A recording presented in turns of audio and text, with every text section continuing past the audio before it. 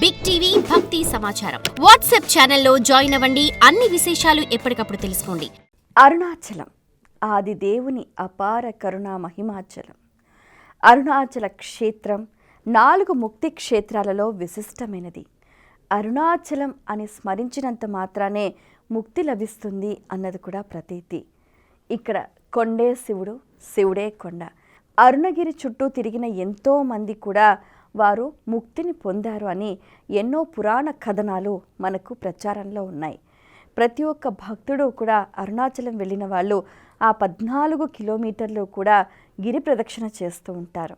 అయితే ఈ గిరి ప్రదక్షిణ చేసేవారు ఏ విధంగా చేయాలి, ఎలాంటి నియమాలు పాటించాలి తెలుసుకుందాం. అసలు గిరి ప్రదక్షిణ చేయటం వల్ల ఎటువంటి ఫలితాలు ఉంటాయి? ముఖ్యంగా మొట్టమొదటి విషయం ఏంటంటే, మనం శారీరకంగా జ్ఞానేంద్రియాలు, కర్మేంద్రియాలు అనేవి ఉంటాయి మనకు.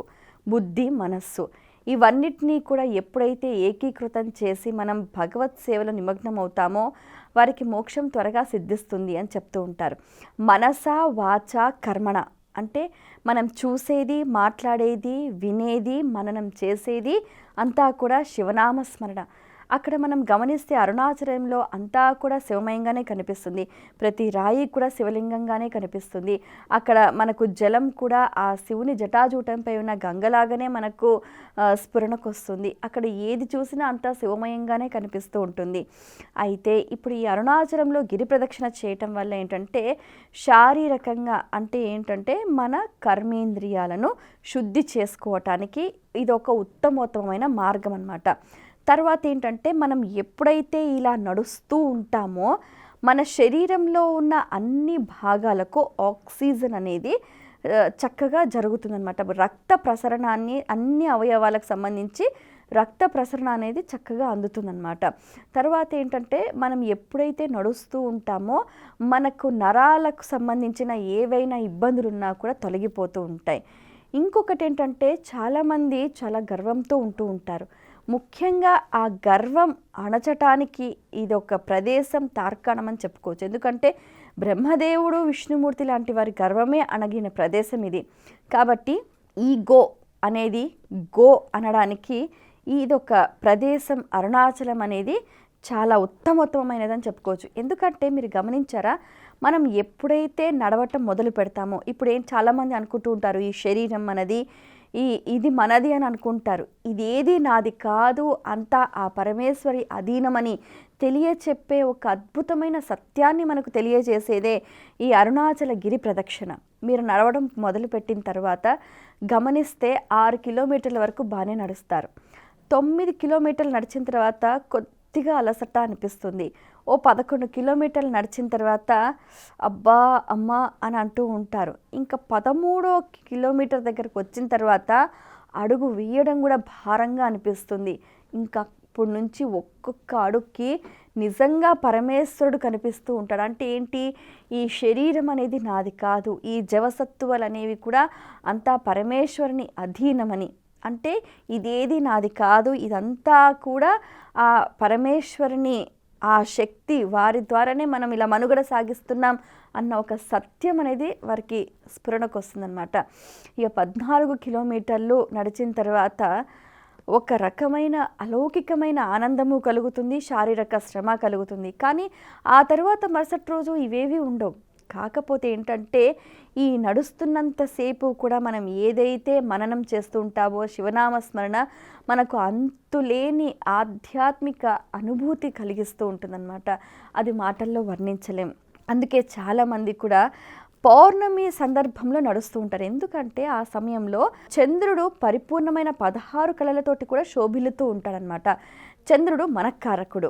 ఇప్పుడు మన మనస్సు చంచలం కాకుండా మనస్సు స్థిరంగా ఉండాలి, మనస్సు దృఢంగా ఉండాలి, మన సంకల్పం నిశ్చయంగా ఉండాలి అని అంటే చంద్రగ్రహ అనుగ్రహం కావాలి. పౌర్ణమి సందర్భంలో నడుస్తే ఏంటంటే, మన శరీరానికి ఈ ప్రకృతికి మధ్య ఒక అనుసంధానం అనేది చాలా శీఘ్రంగా ఏర్పడుతుందన్నమాట.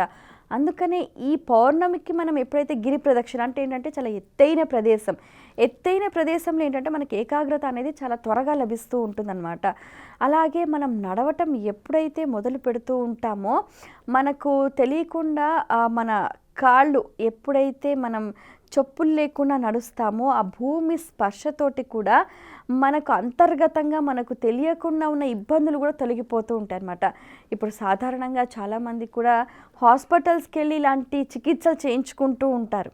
కానీ వాస్తవానికి ఎప్పుడైతే మనం చెప్పులు లేకుండా అలా గిరి ప్రదక్షిణ చేస్తూ ఉంటామో మనకున్న అన్ని వ్యాధులు కూడా దూరం అయిపోతాయి. ఎందుకంటే ఆ పాదం భూమి మీద పడిన తర్వాత ఆక్యుప్రెషర్ అన్నమాట.